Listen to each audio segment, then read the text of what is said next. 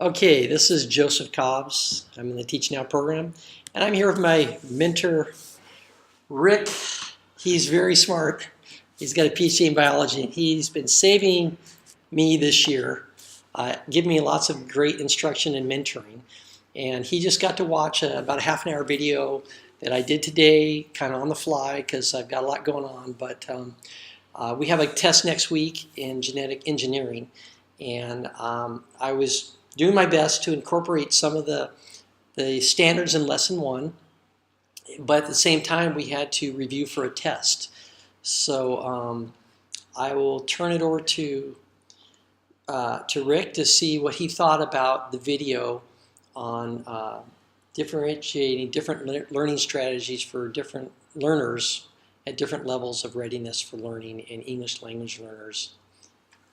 Okay. Yeah, well, I mean, like you say, it's a review for a test, so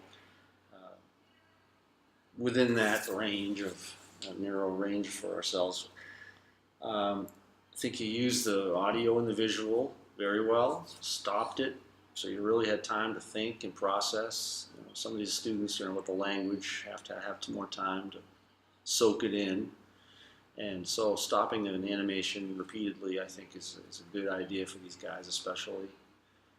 And you're coming at them, asking them particular questions. Did you, to get some feedback? So, and they're all very attentive. So obviously you're making sense, or they'd be drifting away. So you know your audience, and you're connected to them, and they're connected to you. So I thought it was very effective.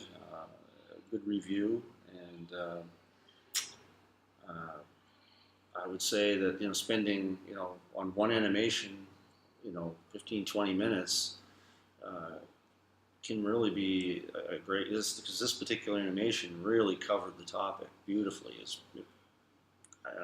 We recommended it. We had it on Google for them to access outside of class. Yeah, he found the animation. So he gets the credit for it. He did good. He finds lots of great. So I know, but he finds some great things that really help with the students' learning. Yeah, well, do a lot of searching. Once in a while you come across some really good stuff. Yeah, the use of it was very effective, I thought. So you did a great job, and I think they're ready. I think they're ready for that test. So.